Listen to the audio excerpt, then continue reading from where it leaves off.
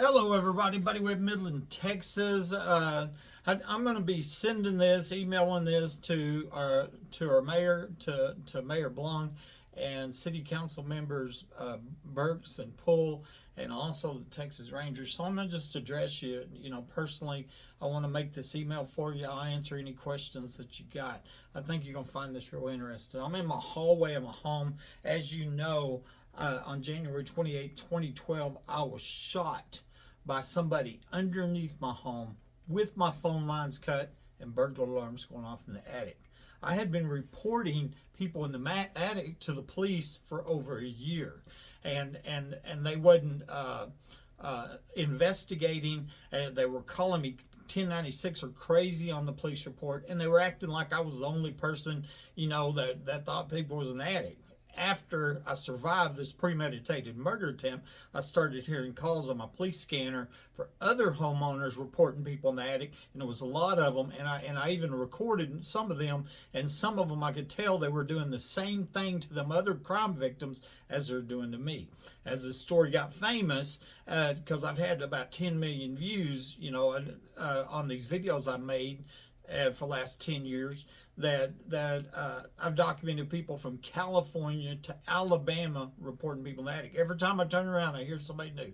And it's more than a dozen in Midland, another dozen in Odessa, and that's the tip of the iceberg. I mean, that's what it is. I lived here 2 years before I even started to figure out somebody's breaking my house, and at first I didn't realize somebody's in the attic. They were just breaking into my house. The police were automatically, he's labeling me as crazy because sadly we have some police here that are involved in this organized crime, and that's what this is. It's burglary, theft, and of course, in my case, attempted murder, capital attempted murder. Okay, and so here, what I want to show you here on this video here, I'm in my hallway, and you see that I have a snake camera or inspection camera. It's called the endoscope, is what it's called. And at the time when I got out of the hospital, I was on crutches. I don't need these crutches now. I was just showing you, I was on crutches and I couldn't get in my attic. But I was shot with burglar alarms going in the attic. And even when I returned home, I was hearing people in my attic. I heard people in my attic today, yesterday, day before. They don't even try to be quiet. It's not more than one person, okay?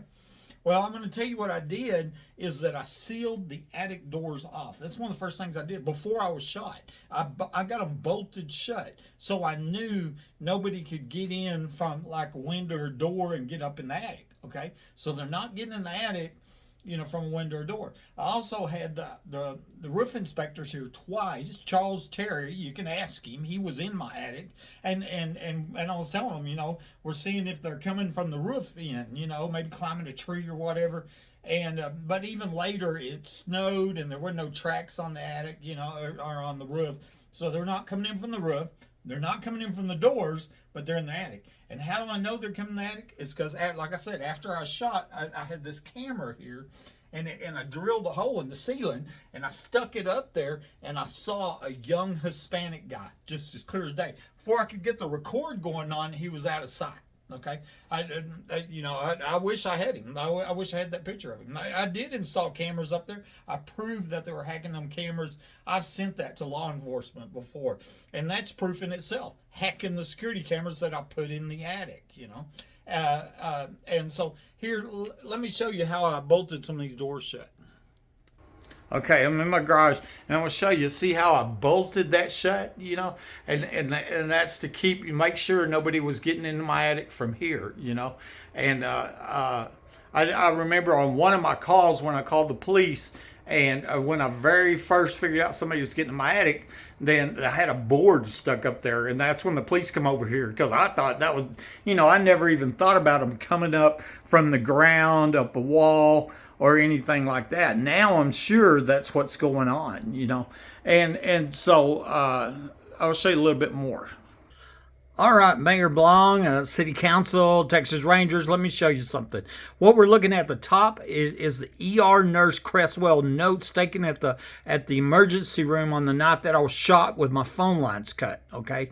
And then I'm comparing it to what Detective Rosie Rodriguez wrote on the police report, okay? ER nurse Kiera Cresswell, time stamped here at 11:27, 1:28:12, and she's saying, patient said, my neighbors breaking my house, there are sirens going off, I have tire around my cabinets, I'm in closet, there's a voice recorder recording what's happening, I have cameras, my neighbors have built a tunnel in the house of mine, they're still in my stuff, the alarms kept going off, I was tiling my doors to keep them out, okay? I went on saying, I was talking on a white voice recorder in case something happens to me and saying what they were doing in my house, I have proof. Just go look, there's proof. At the same minute, Detective Rose Rodriguez is time-stamped as being in the room when I was saying that, okay? So I had burglar. I was shot during a home invasion. That's what the nurse was said. Okay, here's what Detective Rose Rodriguez wrote. She didn't know the nurse was documenting what I said, okay? She said she contacted Buddy at the ER. He said he lives here. He was logging up tonight. Buddy makes sure he locks all the doors and windows and locks them before going to bed. He had a gun. He knocked it over and he shot himself.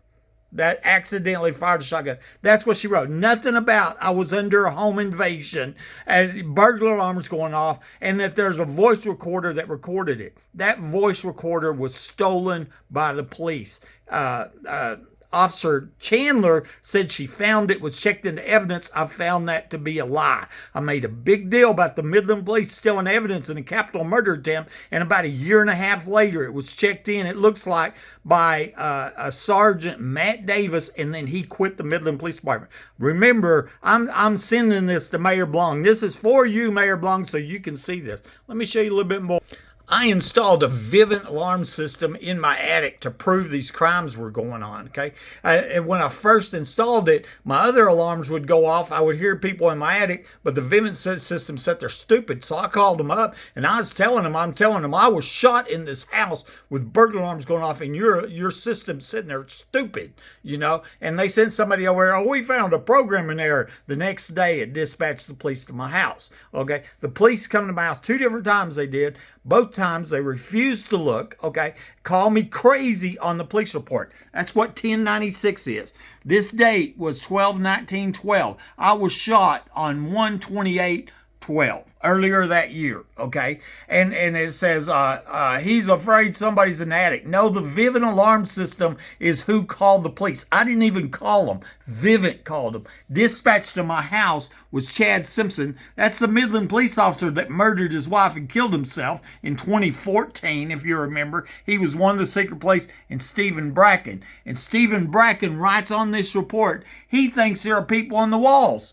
Well, when I saw this, I was offended. I didn't say there were people on the walls. I didn't even think about that. Now I'm sure of it. Because how can somebody be seen in my attic if the attic doors are bolted shut and nobody's coming in from the roof? They're coming up a wall. A normal wall doesn't have space. So it's a wall that does have space. They're coming from a tunnel under this house. Let me show a little bit more. Okay, I believe that my home and most of these other homes where people are reporting people in the attic, and it's a lot of them, have a tunnel and most likely coming from a neighbor's house. I found this on Google Earth Maps. You can go find it yourself right now. They're dated. You can go back in time. So it doesn't look like the suspected tunnel entrance was in the neighbor's backyard on this date, on March 08. Okay, it was there here on December 5th, 2009. That's right when I moved in and right when the last homeowner died. I suspect he was killed here and taken to Fort Worth.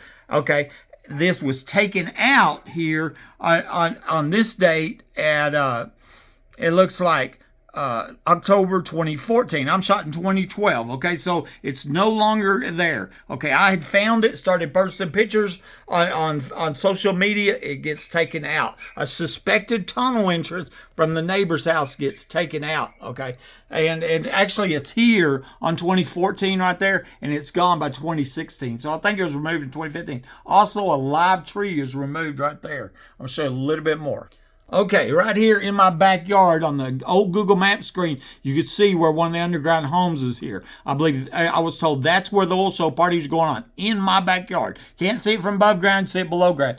Behind the Home Depot store, it looks like a tunnel was cut. I'm showing you this personally. Mayor Blong, City Council member Burkes, and the Texas Ranger. I want you to see this. In the backyard, that's where the underground home is, where the parties were going on. Here's that suspected tunnel into the neighbor's backyard. Please do something. These crimes are going on everywhere. There's lots of evidence. Buddy Webb, Midland, Texas.